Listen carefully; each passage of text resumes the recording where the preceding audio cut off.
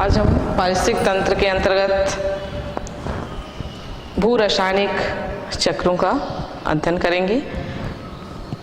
जितने भी पारिस्थितिक तंत्र में पाए जाने वाली सभी जीव अपनी आवश्यकताओं की पूर्ति वातावरण से विभिन्न तत्वों के रूप में, लवण के रूप में, यौगिकों के रूप में ग्रहण करते हैं। इन तत्वों का वातावरण से जीवों में प्रवेश और फिर वातावरण में पुनः जीवों से वातावरण में वापस आना, इस तरह एक चक्र के रूप में चलते रहता है। तत्वों का आदान प्रदान जैव और अजैव घटकों में होता रहता है, जिसे भू रासायनिक चक्र कहा जाता है। इस भू रासायनिक चक्र में मुख्य रूप से जितने भी आवश्यक तत्व हैं, carbon, hydrogen, oxygen, nitrogen, sulphur, potassium, ये सभी तत्व जीवों के लिए आवश्यक होते हैं और ये जीव अपने भोज्य पदार्थों से ही प्राप्त करते हैं। मुख्य रूप से जितने भी तत्व रासायनिक तत्व हैं, ये पादप के द्वारा अवशोषित किए जाते हैं। अवशोषित होने के बाद इन्हें जीवों में उपभोक्ताओं के द्वारा प्राथमिक उपभोक्ता, द्वितीयक उपभोक्ता और तृतीयक उपभोक्ताओं से होता हुआ जीवों में पहुंचता है। जब जीवों की इनकी मृत्यु होती है तो ये पुनः अपघटकों के द्वारा अपघटित कर लिए जाते हैं और पुनः ये वातावरण में वापस आते हैं। तो इस तरह से जीवों में जो तत्वों का आदान प्रदान होते रहता है और पुनः ये फिर से दूसरे पादपों के लिए उपलब्ध हो जाते हैं। तो इस प्रकार से हम तत्वों का जो चक्रीकरण होता है वह कहलाता है भू रासायनिक चक्र। इस भू रासायनिक चक्र में लगभग 34 तत्वों की खोज की गई है, जिसमें से कुछ तत्व बहुत ही आवश्यक होते हैं और कुछ तत्व कम मात्रा में आवश्यक होते हैं। तो मुख्य रूप से जो अधिक आवश्यक होते हैं उन तत्वों को दीर्घ मात्रक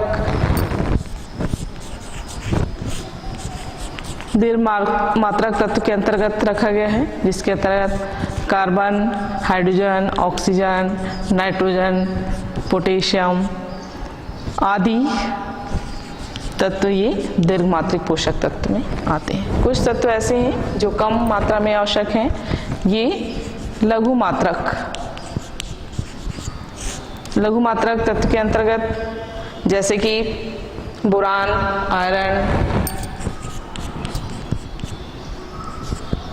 आयरन, सल्फर, मैग्नीज आदि ये तत्व कम मात्रा में जीवों में आवश्यक होते हैं, लेकिन सभी तत्वों की जीवों में आवश्यकता होती है।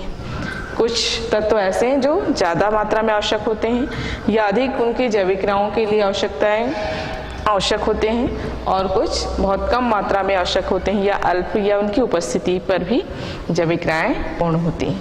तो इस तरह से हम विभिन्न जो तत्वों का जो चक्रीकरण होता है, तो इसमें मुख्य रूप से दो तरह से, एक तो गैसी चक्रीकरण और दूसरा गैसीय रूप में उपस्थित हो सकते हैं और दूसरा तलछटी रूप में। तो ये दो तरह से उपस्थित हो सकते हैं। गैसों के रूप में कार्बन, हाइड्रोजन, ऑक्सीजन, नाइट्रोजन, ये प्राकृतिक रूप से गैस के रूप में प्रकृति में पाए जाते हैं। अन्य दूसरे जो तत्व हैं सल्फर, कैल्शियम, पोटेशियम, ये तलछटी में या भूमि में तत्वों के रूप में, लवणों के रूप में पाए जाते हैं। तो इस तरह से तत्व जो पाए जाते हैं गैसीय अवस्था और यौगिकों के रूप में तलछटी के रूप में तलछटी चक्र के अंतर्गत आते हैं। जो गैस हैं वो गैसीय चक्र के रूप में जीवों में प्रवेश करते हैं और जो तलछटी तत्व हैं, चक्र हैं, वो पौधे पोषक पदार्थों के साथ इनका अवशोषण करते हैं। इसमें सबसे पहले हम देखते हैं सल्फर चक्र।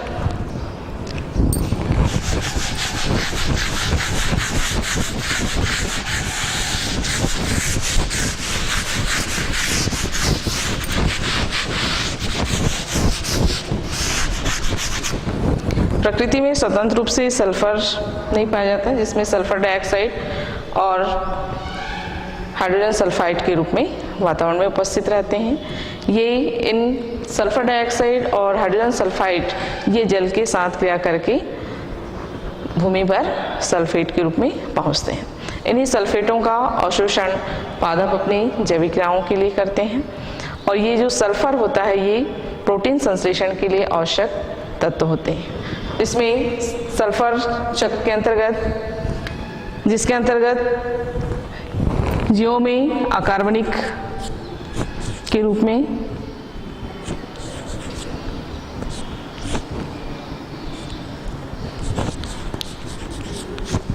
अकार्बनिक तत्व के रूप में सल्फर,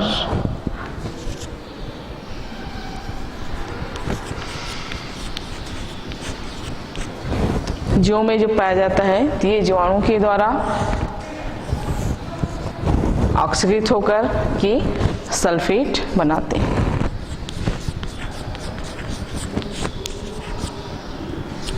जीवाणु ऑक्सीकरण से सल्फेट बनाते हैं। इन सल्फेट का उपयोग पादप अपने प्रकाश संश्लेषण के माध्यम से प्रोटीन संश्लेषण के लिए, पौधे प्रोटीन संश्लेषण के लिए उपयोग करते हैं। पौधे प्रोटीन संश्लेषण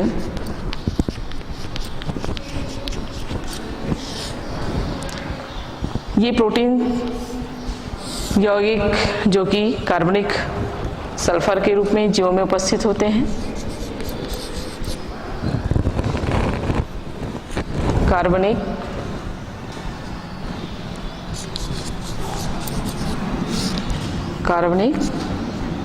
यौगिक या कार्बनिक सल्फर, जिसके अंतर्गत प्रोटीन,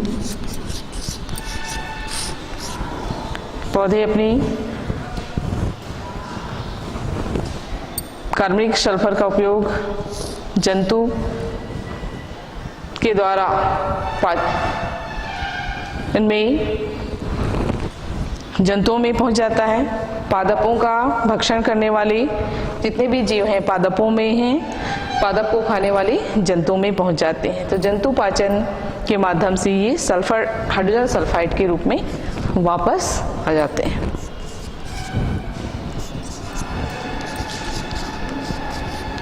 जंतु पाचन के द्वारा ये जीवाणु के ऑक्सीकरण के माध्यम से जीव में अपघटन के द्वारा ये जंतु पाचन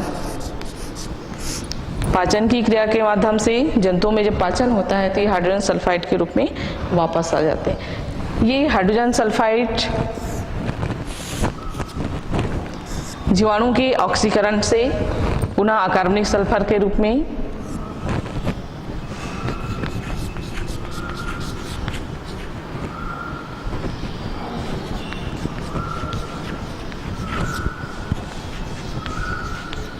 ऑक्सीकरण के रूप में पुनः ये अकार्बनिक तत्व के रूप में आ जाते हैं। और पुनः ये अकार्बनिक कुछ जीवाणु जो ऑक्सीकरण के द्वारा पुनः हाइड्रोजन सल्फाइड का निर्माण करते हैं। तो प्रकृति में जो उपस्थित सल्फर डाइऑक्साइड और हाइड्रोजन सल्फाइड ये जीवाणु के ऑक्सीकरण के द्वारा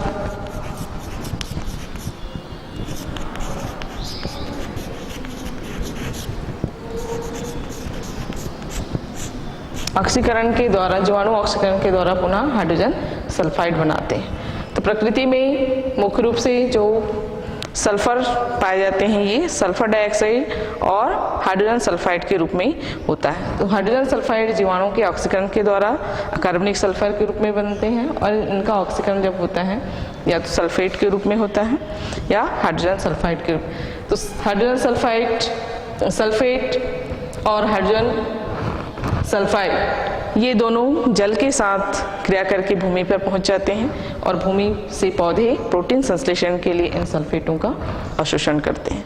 इस तरह से प्रोटीन संश्लेषित पादप में जब सल्फेट संश्लेषित हो जाता है, इसका पोषक स्तरों में उपभोक्ताओं में ये प्रोटीन के रूप में पहुंचता है और इस तरह से जंतुओं में जब पाचन होता है तो ये हाइड्रोजन सल्फाइड के रूप में वापस फिर से वायुमंडल में आ जाते हैं और ऑक्सीकरण के द्वारा पुनः ये हाइड्रोजन सल्फाइड ये अकार्बनिक तत्व में आते हैं।